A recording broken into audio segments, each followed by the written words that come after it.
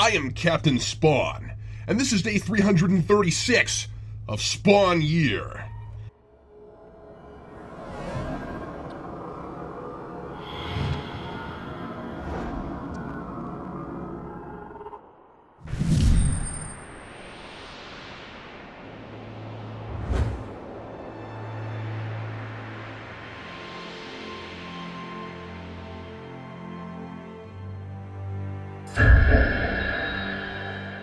I have had this face for 136 days, and have had such infrequent looks at myself since my radical transformation into Captain Spawn that until today, it has never really occurred to me how strange it is.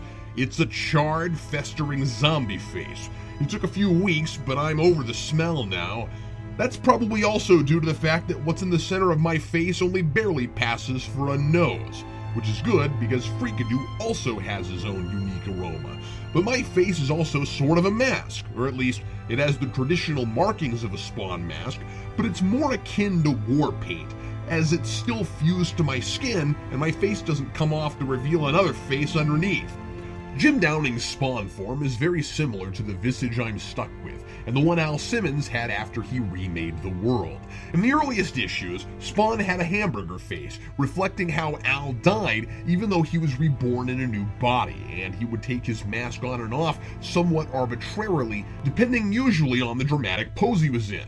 Art over story. I got used to seeing the Filet-O Spawn face and then the combination mask look, and I haven't given much thought to the costume's ability to form a mask until it occurred to me that when Jim becomes Spawn, his face becomes the mask/corpse combo.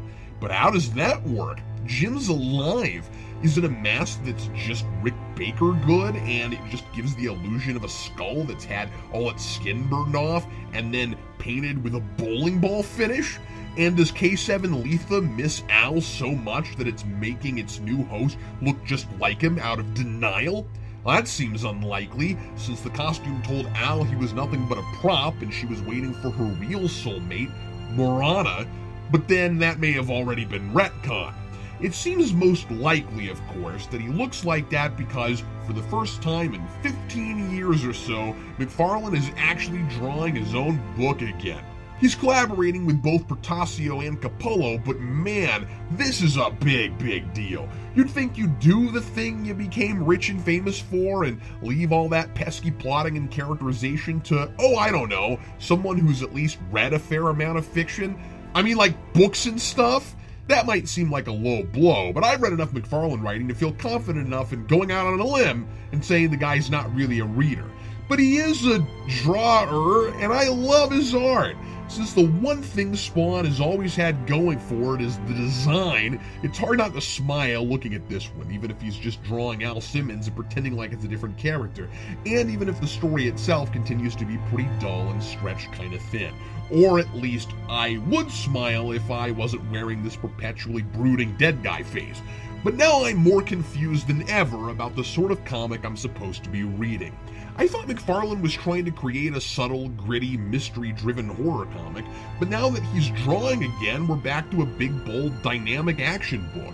When Capullo came back a couple issues ago, he was verging on that again, but this is one big blast from the past, complete with the first full-blown emergence of the complete Blood Feud costume design and a 2-page spread I could swear I've seen somewhere before. It's all tempered with that same dreary, muted color palette we've had since Portacio came aboard, and I imagine that's meant to retain some consistency of tone, but it's not working for me like it did with 193.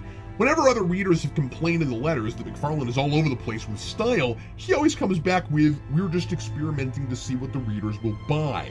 Perhaps seeing the book struggling so hard to find an identity is what's keeping people away. And you'd think, considering the same creator has had the rights and control all along, it wouldn't still be going through a voice change and trying to see if it's time to start shaving in its 16th year. Or even in its 14th year. I'm afraid to see what state this series is in when it's finally old enough to drink. I'm not saying a book should be all one thing or another, but I am saying this one is still meandering under the pretense of going anywhere. That once again, I've read 11 issues where very little has happened to keep me interested, except for the vague curiosity of seeing a living man as a hellspawn, and that it's relying on gimmicks to sell issues instead of finding the confidence and inspiration to rely on creative storytelling.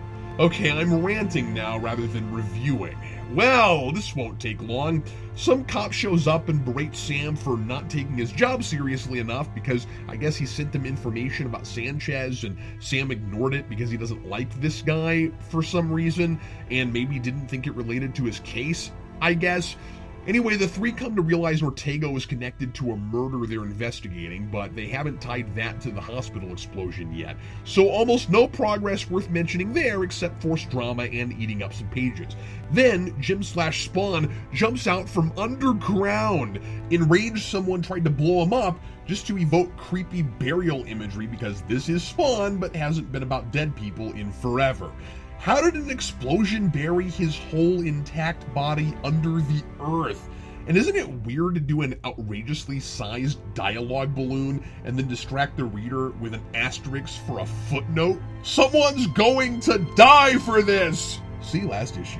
Turns out that's foreshadowing. At the end, Jim drops a henchman off a roof who tried to kidnap Sarah but got her friend wearing her coat instead.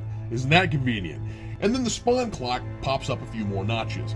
I'm guessing whenever Jim lets his emotions get the better of him and does something really bad, he's gaining power. Though I hate to assume anything has a point in the series anymore. Other subplot stuff. Mark is still snooping and talks to Sarah, looking for Jim. He's suddenly coughing mad sick, so we'll see what that's about, probably well after I stop being even remotely curious about it. And Sarah is all of a sudden ultra-conservative and religious, and that's now her prevailing character trait.